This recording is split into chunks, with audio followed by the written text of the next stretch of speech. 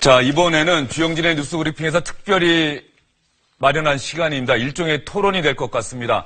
문재인 대통령이 탈원전, 탈핵 시대를 선언하지 않았습니까? 그래서 현재 공사가 진행되고 있는 신고리원전 5, 6호기 공사를 일시 중단하겠다, 이런 뜻도 밝혔는데요.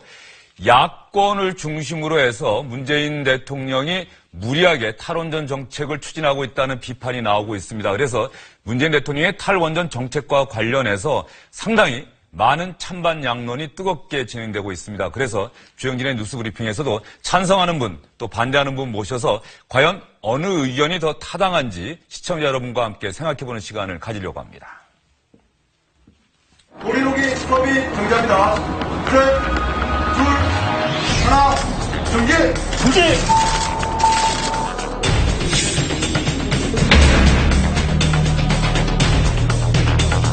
고리 1호기의 가동 연구 정지는 탈핵 국가로 가는 출발입니다.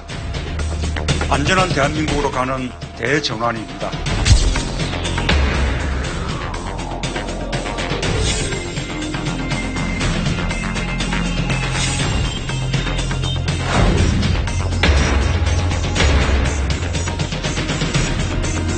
백년 되게 우리 에너지 정책을 단 3개월만에 바꾼다는 것은 국가가 할 일은 아니다.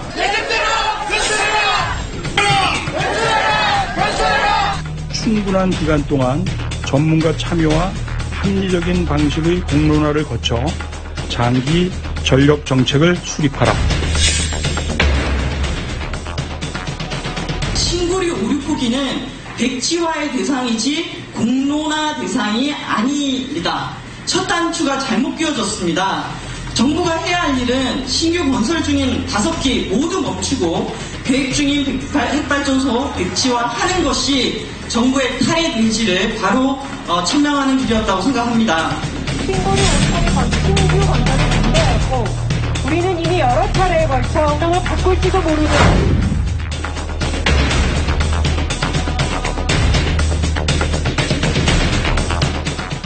네, 오늘 뜨겁게 토론을 진행해 주실 두 분 모셨습니다. 서울대 원자력 정책센터장이신 주한규 교수님, 환경운동연합의 양희원영 처장 나와주셨습니다. 두 분 어서 오십시오. 네, 안녕하세요. 자, 나와주셔서 감사합니다. 예.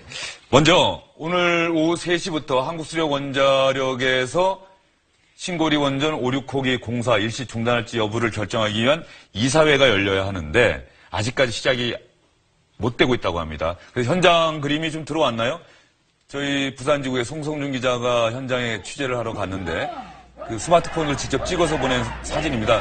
한국수력원자력 경주에 있는데 그 청사 앞에서 지금 지역 주민들 노조가 건설해라, 왜 중단하느냐, 그렇게 지금 시위를 벌이면서 이사들의 출입을 막고 있다고 하는데요. 지금 이 때문에 한국수력원자력이 공사를 일시 중단하는 결정을 하기 위한 이사회 열지 못하고 있습니다. 지금 청사 앞에서도 주민들과 노조가 입구를 막고 있어서 이사들이 아직까지 청사 안으로 들어가지 못하고 있다고 합니다. 바로 지금 여러분께서 화면에서 보시는 모습인데요. 자, 두 분께 토론 시작되기 전에 미리 말씀드리겠습니다. 저도 질문 짧게 하겠습니다. 네. 가능한 답변을 짧게 해주셔야 저희가 네. 다룰 많은 주제들을 다 다룰 수 있을 것 같은데요. 먼저 오늘 신고리 원전 5, 6호기 공사 일시 중단 이사회 열린다면 결정 어떻게 나올 걸로 전망하십니까? 아마 저는 중단에 찬성하는 결정이 나올 거라 이렇게 생각합니다. 그 사내 이사들은 아마 정부의 압력에 의해서 다 이렇게 찬성할 거고 사회 이사 6분 중에 한 분만 찬성을 하면 되는데 그 사회 이사분들도 과거에 뭐 한전이라든지 이런 데 근무하셨던 분들이라 정부의 이제 그런 압력에 이렇게 거부하기 힘들 거고요. 지금 이제 한수원에서 법률 자문을 거쳤는데 이게 뭐 배임죄로 이렇게 형사상 배임죄로 걸릴 그런 우려는 없다고 합니다. 왜냐하면 이게 그걸 거부를 하더라도 그 이사 자신이 이익을 얻는 건 아니기 때문에 형사상 배임죄는 안 걸린다고 합니다. 그렇지만 이제 민사상 그런 그 손해배상은 걸릴 수가 있는데 그거는 지금 한수원의 그 대주주가 한전 하나이고 다른 민간 주주가 없기 때문에 절차가 아주 복잡할 거로 생각합니다. 그래서 한전의 민간 주주가 손해배상을 하면은 이제 이사들이 그런 민사상 손해배상 책임을 져야 되는데 그게 좀 복잡해서 아마 그런 거 다 파악을 하시고 아마 동의를 하실 거라 이렇게 생각합니다. 양이원영 처장 생각은 어떠십니까? 네, 한국수력원자력 주식회사는 말씀하신 것처럼 한국전력 공사, 공기업의 100% 자회사인 공기업이죠. 그리고 우리나라가 원전 정책을 추진하는 것도 어떻게 보면 기업의 판단이라기보다 정부 정책의 판단으로 일방적으로 결정되어 온 측면이 있기 때문에 이걸 결정하는 것도 정부 정책을 공기업은 따를 수밖에 없지 않을까. 네, 그래서 그렇게 결정될 것 같은 그렇게 보여집니다. 그러면 일단 이사회가 열리면 공사가 일시 중단하는 걸로 결정될 것 같다고 두 분 다 같은 의견을 내주셨는데 여기서 이 질문 드릴게요. 노조나 공사에 참여하고 있는 기업들은 이런 주장하고 있지 않습니까? 공사가 중단되기 위해서는 안전에 문제가 있다거나 선정 과정에 문제가 있다거나 기준에 문제가 있다거나 하는 이런 법적인 조항이 분명히 있는데 문재인 대통령의 말 한마디에 공사 중단하는 것은 이 법적으로 문제가 있다 이렇게 주장하고 있는데 어떻게 생각하십니까? 그거는 사실 원전 건설 허가를 취소하는 경우에는 그런 과정을 거쳐야 된다고 봐요. 그러니까 원자력 안전위원회에서 건설 허가가 됐기 때문에 원자력 안전위원회에서 이제 건설 허가가 취소되는 결정이 되어야 되는 거죠. 그러려면은 말씀하신 것처럼 안전성이라든지 여러 가지 제기되는 문제에서 검토를 한 다음에 결정하는 것이 맞다고 생각이 들고요. 근데 지금은 잠정적인 공사 중단 정도이기 때문에 그런 정도는 이제 정부 정책 차원에서 추진할 수 있다고 보여집니다. 예, 조 교수님 생각은 어떠십니까? 저는 그 일시 중단도 그것도 이제 적법한 절차를 거쳐야 되는데 지금 이제 정부에서 그 적법한 절차의 근거로 내세우는 에너지 기본법 이거를 이제 내세우는데 사실은 에너지 기본법을 보면은 이 원자력 발전 정책은 에너지위원회 심의를 거쳐서 이렇게 결정을 해야 됩니다. 그런데 그런 과정 없이 사실은 산업부의 그 국장 전결로 이런 큰 결정을 내려서 하는 게 적절한 절차를 밟지 못한 거라 이렇게 생각합니다. 그리고 또 하나 제가 궁금한 게 뭐 공론조사, 이른바 시민배심원단의 그 결정이 앞으로 영구적으로 공사를 중단하는 것을 결정하게 되는데 이 부분에 대해서 그 양이원영 처장이 좀 설명을 좀 해주시죠. 이 시민배심원단 결정 방식이 어떤 건지. 저희도 이제 국무조정실에서 발표한 내용을 확인을 한 건데요. 공론조사라는 방식은 우리나라에서 이번에 처음으로 도입한다고 하는데 그 전에 다른 나라에서는 여러 차례 도입이 된 적이 있습니다. 독일도 그렇고 스웨덴도 그렇고 그러니까 선진국에서는 참여민주주의의 하나의 방법으로 공론조사를 하고 있죠. 보통 국민들의 여론을 확인하는 방법으로 여론조사를 많이 하잖아요. 근데 여론조사는 그 당시에 잘못된 정보를 통해서 이렇게 분위기가 쓸려가는 측면이 있을 수 있습니다. 근데 공론조사는 수기 민주주의라고 해서 서로 갈등 있는 양쪽에 정보를 충분히 제공을 하고 그리고 거기 참여한 사람들의 서로 토론을 통해서 이제 판단을 하게 만드는 거죠. 근데 이런 공론조사를 하더라도 결정을 했다 하더라도 그게 법적인 결정은 아닌 거예요. 네, 그걸 어떻게 보면은 정부에서 이 법적 책임을 지고 있는 정부에서 그런 결정을 할 수 있는 거죠. 그럴 때 그 참고사항 정도라고 보통 다른 나라에서는 결정을 하고 있습니다. 네, 그런데 이번에 우리 정부가 밝힌 그 계획표에 따르면 시민배심원단이 조금 전에 화면에 나왔습니다만 시민배심원단이 최종적으로 결정하도록 돼 있다 이렇게 돼 있지 않습니까? 그렇죠. 네, 그러니까 그 결정에 대해서 이제 법적인 지위가 부여되는 건 아니고 이거에 대한 책임은 이제 어쨌든 어디까지나 정부에 있다는 거죠. 주 교수님 동의하십니까? 동의 못하지요. 예. 네. 동의 못하는 이유가 어디에 있습니까? 일단 그 결정의 이제 최종적인 결정은 그 시민 배심원단의 이제 그 투표에 의해서 결정이 되는데 이 시민 배심원단이 그런 공정하게 구성될 것이냐. 첫 번째 이제 거기에 문제가 있을 수 있습니다. 두 번째는 그분들이 결정한 결정에 대해서 책임을 질 수 있느냐. 책임질 수 있는 결정을 할 수 있느냐. 이런 게 문제가 있고. 그 다음에 이제 또 하나는 앞으로 논의 과정이 이제 3개월밖에 안 되는데 그 기간에 사실은 이게 원칙적으로는 그 탈핵 기조 자체에 대한 공론화를 먼저 거쳤어야 되는데 이제 그거 없이 신고리 5, 6호기에 대한 어떤 탈핵의 수단인 그거를 하게 되는데 사실은 그 논의를 할 때 이제 분명히 탈원전이 과연 타당한가 이거에 대한 논의를 해야 됩니다. 그러려면 이제 그거에 대한 논의가 상당히 오랜 시간 진행이 될 텐데, 이 3개월이라는 시간이 이제 택도 없이 짧고요.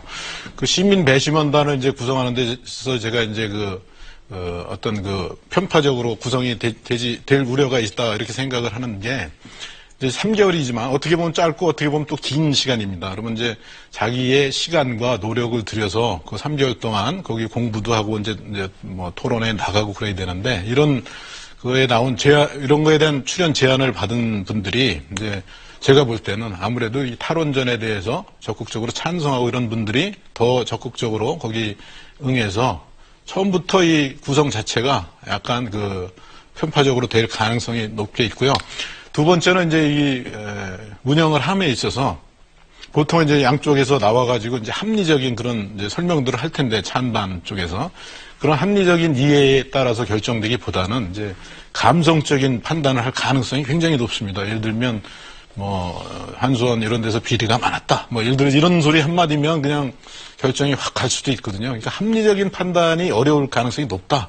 편파적이고 이제 그럴 가능성이 높습니다. 제가 말씀을 좀 드리면 이제 공론조사에 대해서 우리나라가 해본 경험이 없어서 이제 그런 우려가 생길 수 있다고 생각을 해요. 근데 일본에서도 한 적이 있고 독일에서도 한 적이 있고 여러 나라에서 이걸 참여민주주의 한 방법으로 하고 있다고 말씀을 드렸잖아요.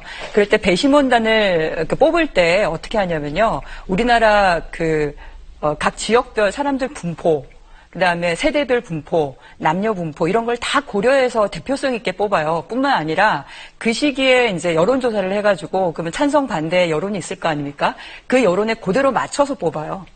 그러니까 어느 한쪽으로 편향되는 것이 아니라 그 시기에 국민 여론에 맞추어서 시민 배심원을 처음부터 그렇게 구성을 하는 거죠.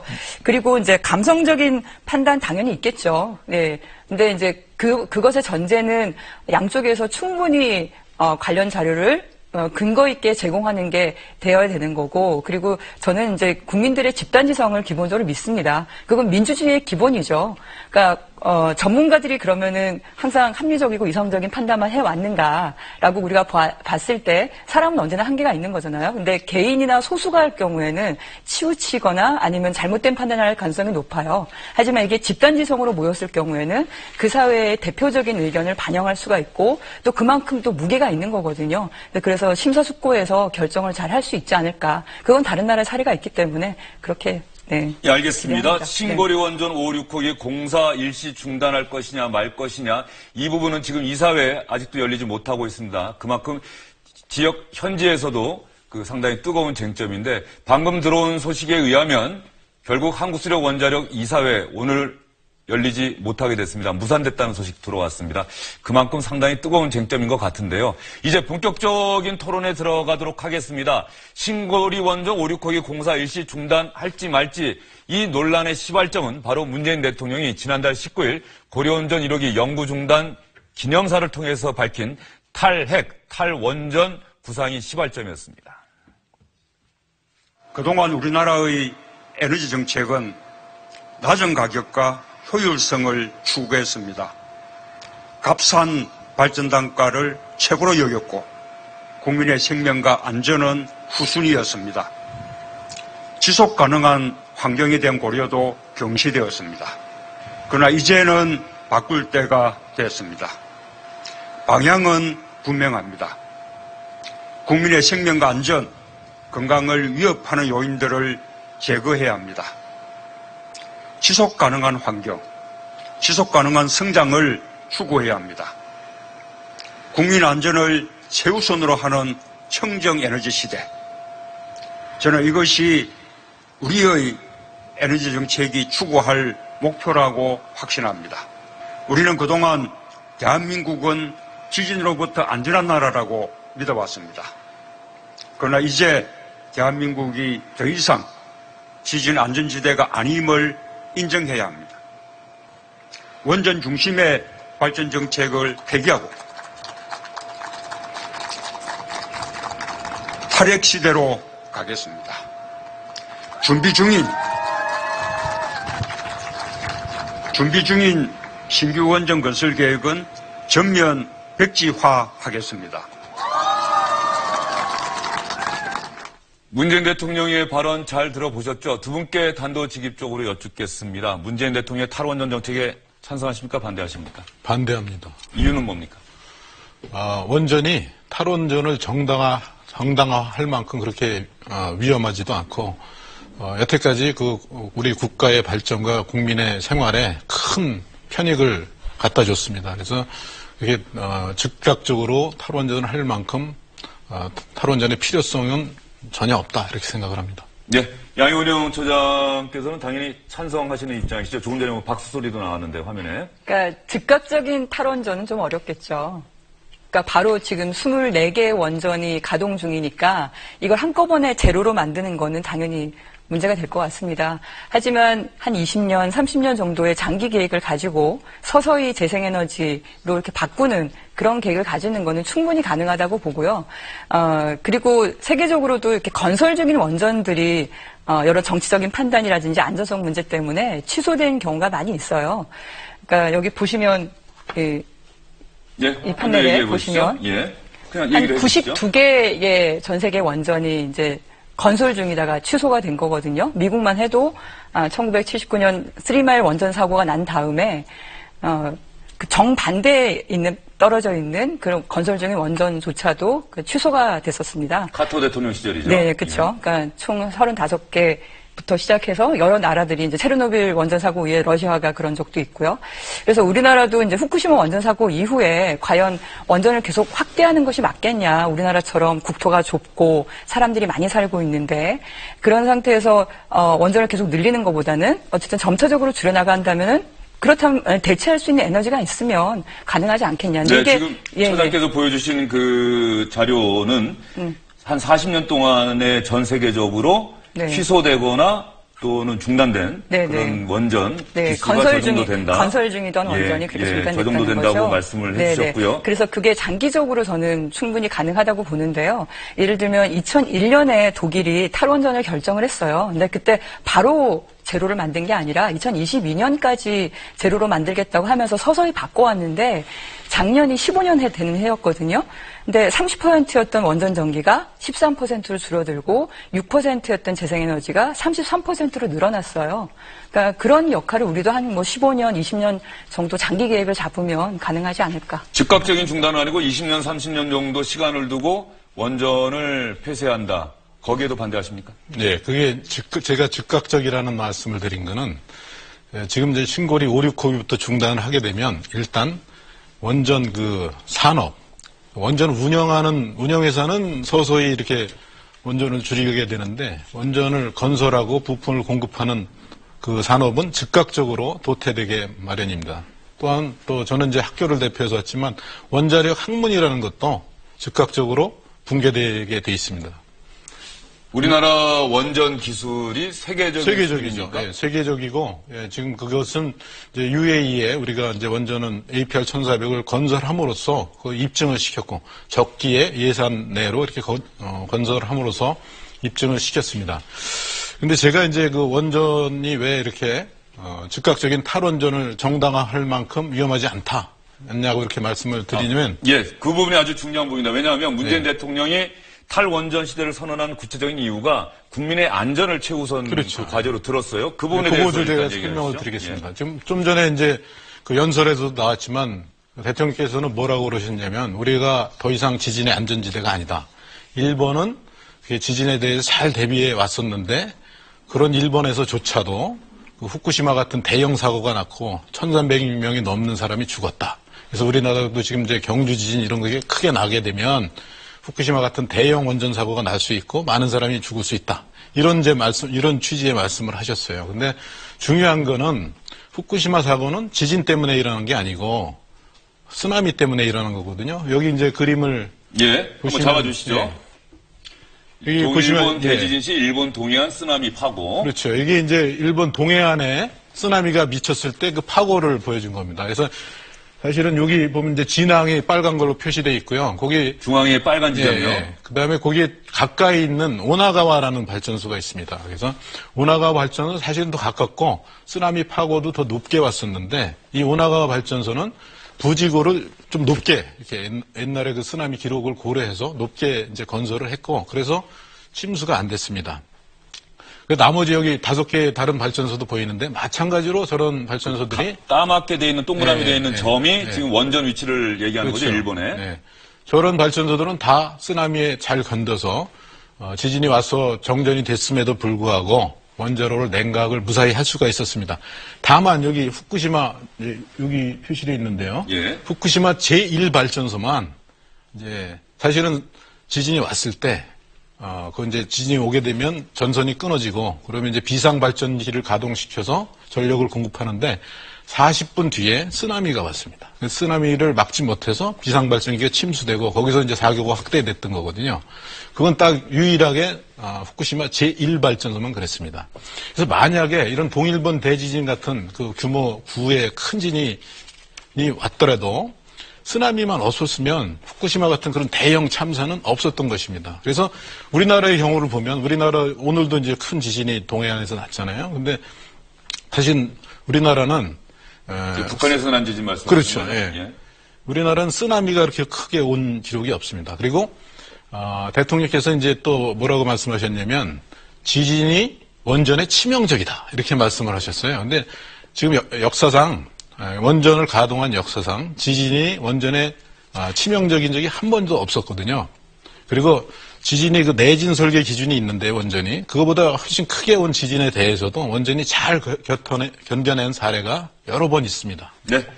원전 지진에 충분히 대비할 수 있을 정도로 안전하다라고 주한규 교수께서는 얘기하셨는데 양용영 처장은 그러나 단 한 번의 사고라도 만약에 일어난다면 치명적일 수 있다는 게 문제다 이렇게 얘기하실 것 같은데 어떻습니까? 네, 맞습니다.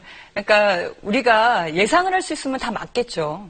말씀하신 것처럼 지진 때문에 그러면 내진 설계를 열심히 하면 되는 거고 쓰나미 때문에 그러면 방파제를 높이면 되는 거고 근데 문제는 그 사고의 원인을 미리 알 수가 없다는 거예요. 그러니까 일본은 지진이 많이 일어나는 나라였기 때문에 우리나라보다 몇백 배 내진 설계가 강한 그런 원전을 설치를 했거든요. 네. 근데 지진이 일어날 걸 그만큼 더 큰 지진이 일어나고 더 큰 쓰나미가 일어날 걸 몰랐다는 거죠. 그러니까 사고의 원인이 과연 다음 사고는 원인이 무엇일까에 대해서는 아무도 얘기할 수가 없습니다. 체르노빌 원전 사고가 일어났을 때 전 세계의 원전 국가들, 특히 선진 국가들은 뭐라고 얘기했냐면 노형이 다르기 때문에 그런 사고는 일어나지 않는다. 우리가 경락 건물을 아주 단단하게 튼튼하게 했기 때문에 다시는 그런 사고는 일어나지 않는다고 했는데 일본에서 그것도 과학 선진국이라고 하는 일본에서 그런 사고가 일어나는 걸 보고 특히나 하나가 아니라 한 번에 3개가 폭발했잖아요. 4번째는 가동하지 않은 원전까지 폭발했잖아요. 그걸 보면서 이제 더 이상 이게 무슨 원인을 따지는 게 아니라 원전 사고는 일어나지 않는다. 이거 자체가 잘못된 거구나. 그러니까 언젠가는 일어날 텐데 그러면 그걸 어떻게 우리가 대비할 거냐 이렇게 바뀐 거죠. 그래서 원인도 이제 지진, 쓰나미 이렇게 구분하시는데 지진이 일어나면 쓰나미도 오고 그러니까 지진이라는 건 흔들리는 거잖아요. 근데 흔들리는 것만 끝나는 게 아니라 지진이 오면 쓰나미도 오고 산사태도 무너지고 어떤 설비가 부서지면서 화재도 일어나고 다리도 끊기고 이게 복합적으로 재해가 일어나는 게 현실이라는 거죠. 예, 네. 알겠습니다. 안전성 문제에 대해서도 두 분께서 첨예하게 대립하고 계시고 또 하나 이제 원전을 폐기한다. 그래서 새로운 시대로 간다. 그러면 새로운 에너지가 필요하지 않겠어요? 새로운 에너지? 네. 신재생 에너지라고 문재인 대통령은 얘기를 했는데 과연 그것이 원전만큼의 경제성을 담보할 수 있겠느냐 이런 지적이 끊임없이 제기되고 있습니다. 네네.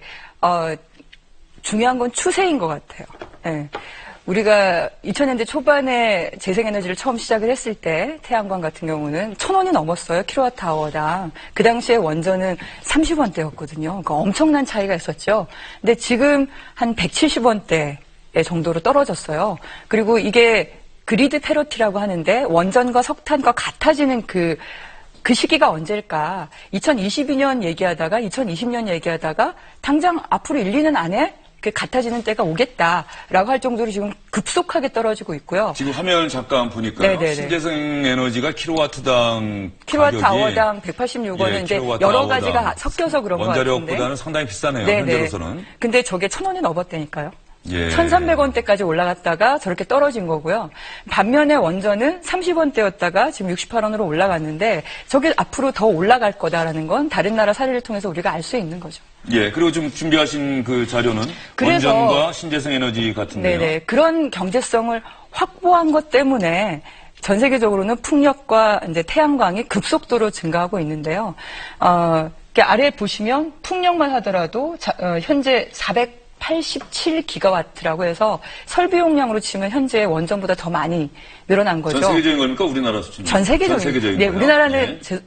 안타깝게도 아직까지? 네. OECD 국가 중에서 재생에너지가 가장 비중이 낮은 나라고요.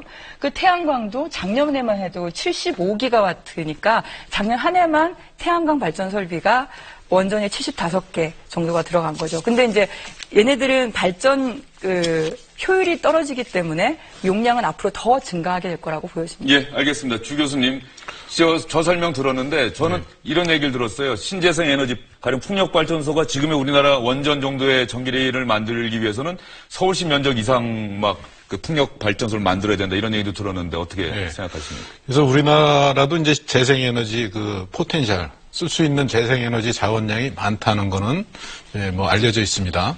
그래서 그 중에 특별히 이제 태양광이 풍력보다는 태양광이 굉장히 많이 있는데 많이 가용한 땅들이 있는데 지금 이제 양희 처장님께서 말씀하신 것처럼 그 태양광 패널의 효율 이런 것들은 자꾸 이제 증가를 하죠. 그래서 비용이 떨어지긴 하는데 거기서 이제 한 가지 간과한 것이 있는데 우리나라는 비록 그 땅이 있긴 하지만 인구에 비해서 가용한 땅이 적습니다. 그래서 그런 태양광 발전소의 설치 면적이 늘어나면 늘어날수록 나중에 이제 토지가가 올라갈 가능성이 있는데 이제 그것은 고려가 안 돼 있는 거죠. 그렇다고 제가 태양광 확대하는 거를 반대하는 건 아닙니다. 저는 가급적 있는 그대로 무리하지 말고 태양광이나 풍력을 충분히 활용을 해서 이산화탄소 걱정 없는 그런 발전량을 늘리는 거에는 동의를 합니다. 그렇지만 이제 이산화탄소 신재생이 늘어난 거를 뭘로 대체할 건가? 그랬을 때 지금은 이제 원자력을 줄이고 가스로 이렇게 대체하자 이런 지금 정부 아닌데요. 가스는 그게 방법이 아니라고 생각하고 이제 줄이려면 석탄은 줄일 수 있죠. 원자력은 그대로 유지를 하고. 근데 제가 이제 신재생이 굉장히 원자력에 대해서 비싸다. 아까 저기도 말씀드렸는데 사실은 또 원자력은 실제는 더 쌀 수 있는데 지금 사실은 저기 아까 보여드렸던 68원이라는 거는 정확히 말씀드리면은 한수원에서 만든 원자력 전기를 사는 데 주는 비용입니다. 이거는 구입가입니다. 한전 입장에서 보면 구입가고 사실은 한수원에서 발전을 할 때 필요한 그 발전원가보는 그보다 훨씬 쌉니다. 이 그림을 잠깐 잡아주시겠어요? 예. 자, 주 교수님이 갖고 나오신 자료입니다. 예, 요게 이제 지금 이제 한전에서 구입하는 구입가를 이렇게 연도에 따라서 그린 건데 여기 보시면 이제 2014년부터 원자력 구입가가 저렇게 올라가는 게 보이죠? 물론 석탄가도 올라가 있고 그 반면에 저 위에 있는 연두색 그림 보면은 이제 가스에 의한 LNG에 의한 구입가는 굉장히 떨어졌어요.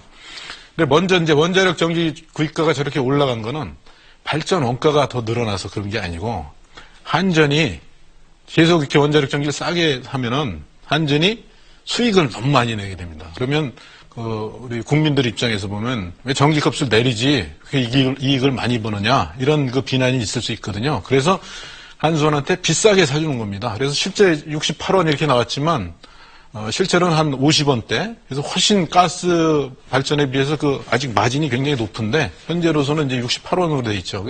이런 거에 대해서는 이제 국민들이 잘 아직 모르시는데 그다음에 이제 가스 여기 LNG를 보시면 이게 이제 작년에는 굉장히 떨어졌어요. 100원 수준으로. 그렇지만 이제 2, 3년 전에는 이게 굉장히 높은 수준 보이잖아요. 한 여기 180원 이렇게 되는데 저만큼 가스는 사실은 변동폭이 크다는 겁니다. 비록 지금은 낮지만 지금은 이제 셰일가스가 많이 생산돼서 좀 낮은 편이거든요. 근데 저게 얼마나 갈지 그거는 이제 장담을 못 하는 거죠. 예, 알겠습니다. 이 전기료 인상 부분은 상당히 많은 분들이 걱정하시더라고요. 네네. 전기요금이 우리나라가 다른 나라보다 많이 싸죠. 그래서 OECD 국가 중에서 GDP, 1인당 GDP를 비교했을 때 우리보다 이제 GDP가 높은 나라에 비해서 우리가 전기 소비가 좀 더 많아요. 비교해보면. 근데 사실 가정용에서 쓰는 전기는 그렇게 높진 않아요. 오히려 중간 이하이기 때문에 앞으로 가정용 전기 소비는 조금씩 늘어날 거라고 예상이 되는데요. 근데 문제는 산업용 전기 소비인데요. 산업용 전기 소비가 전체 전기 한 60% 이상을 60% 정도를 차지하고 있습니다. 근데 여기에 쓰는 전기, 특히 제조업에서 한 절반가량이 전기의 열소비라고 해서 전기로 바닷물을 끓여서 이제 소금을 넣는다거나 전기로 고철을 녹인다거나 전기로 뭔가 이렇게 열을 만들어서 쓰는 전기의 열소비인 거예요. 그거는 처음에 이제 발전소에 전기를 만드는 과정을 보면 뭐든지 물을 끓여서 증기로 만들어서 그래서 전기로 만들거든요. 그럴 때 전환 효율이 한 40%밖에 안 돼요. 그러니까 처음에 열보다 전기는 한 40% 절반 이하로 이렇게 떨어지는 거죠. 근데 그걸로 다시 또 열을 만들어서 쓴다는 거는 굉장히 비효율적이지 않습니까? 근데 그런 전기 소비가 전체 제조업에서 절반가량이 되고 있기 때문에 이 전기의 열 소비는 전기요금, 특히 산업용 전기요금의 특혜 때문에 너무나 저렴하게 주는 게 있어요. 특히나 아까 말씀하신 원전의 정산 단가보다 산업용 전기요금은 어떤 경우는 밤 시간대는 더 싸게 줘요. 그러니까 원가 이하로 산업용 전기요금을 주다 보니까 전기 소비가 너무 급증하게 된 거죠. 그래서 그런 걸 좀 정상화시켜 보면, 그러니까 산업용 전기요금의 정상화가 사실은 처음 첫 단추가 될 거라고 생각하고요. 그리고 또 아까 가스의 발전 단가가 이제 크다고 말씀하셨는데, 유독 이 발전원들 중에서 세금이 높이 매겨져 있는 게 가스예요. 그러니까 원전은 세금이 전혀 없어요. 그리고 석탄은 최근에 들어서 이제 탄소세 개념으로 유연탄세가 아주 조금 들어가고 있고, 그래서 이런 조정도 같이 들어가는 게 맞지 않을까. 예, 알겠습니다. 참 두 분 말씀 드리니까 1시간을 얘기해도 모자랄 거를 저희가 좀 생각을 잘못했다는 생각도 좀 드는데요. 마지막으로 아주 짧게요. 한 15초, 20초로. 자, 왜 탈원전이 필요하다고 생각하시는지, 그리고 네네. 왜 원전을 계속 유지하거나 친원전 정책을 펴셔야 되는지 그 이유를 한 15초, 20초 좀 짧게 간략하게 좀 얘기해 주시죠. 네. 우리나라는 지금 이제 탈원전을 얘기하고 있잖아요. 전 세계에서 8번째 그 대열에 들어가게 되는 건데요. 이미 탈원전을 선언하면서 재생에너지로 바꾼 나라들이 많이 있고 그 성공 사례가 있습니다. 그 사례들을 보면 비용이 그렇게 크게 들어가지 않는데 반면에 일자리는 훨씬 더 많이 늘어나기 때문에 원전을 줄이면서 사실은 다른 기회가 열린다, 이렇게 보시면 될 것 같습니다. 당장에 이제 부담들은 있는데 그것은 잘 조정을 해서 나아가는 거라 생각하고요. 앞으로 완전 원전 제로가 되는 시기가 언제일지 30년 후일지 40년 후일지 모르겠지만 어쨌든 서서히 줄여 나가면서 바꿔나가는 그런 희망들을 만들어 나가는 게 중요할 것 같습니다. 주 교수님요? 예, 지금 정부의 탈원전 정책 기조에는 세계적으로 원전이 줄어들고 있다라는 전제가 있는데 사실은 보면 그렇지 않습니다. 여기 그림을 잠깐 보시면 여기 2015년, 16년부터 이렇게 쭉 다시 원전 수가 늘어나는 게 보이거든요. 그래서 사실 탈핵을 한 국가는 독일하고 뭐 스위스, 벨기에, 대만이고 나머지 국가에서는 현상 유지 아니면 중국 같으면 대거 확대를 시키고 있습니다. 그 확대시키는 근본 원인은 그 이산화탄소, 온실가스 문제고, 그다음에 저렴한 그런 그 생산갑니다. 그래서 우리나라가 앞으로 계속 이렇게 그 저렴하게 또 환경에도 친화적인 원자력을 씀으로써 일단 국민에게 그 소위 보편적인 전력 복지를 제공할 수 있고, 그다음에 산업에도 지금 아까 말씀하셨는데 삼성전자 같은 예를 들어보면 굉장히 전력을 고품질의 대량의 전력을 필요로 하는 그런 산업들이 우리나라의 발전을 견인해 왔습니다. 앞으로도 우리가 3만 불 이상의 시대로 이렇게 나가려면 그 안정적이고 경제적인 전력원, 그러면서 환경 친화적인 전력원이 필요하기 때문에 저는 원자력을 계속 적정 비중을 유지하면서 발전시켜 나가야 될 거라고 생각합니다. 예, 알겠습니다. 주한규 교수, 양효영 처장의 이야기 들어봤습니다. 시청자 여러분들은 과연 이 탈원전 정책에 대해서 어떻게 생각하시는지 궁금합니다. 두 분 오늘 말씀 잘 들었고요. 시청자 여러분, 이 탈원전 정책에 대해서도 시청자 여러분들께서도 생각 한번 정리하셔서 정부에 또 학계에 적극적으로 의견 개진해 주시죠. 주영진의 뉴스 브리핑 오늘은 여기서 마무리하겠습니다. 고맙습니다.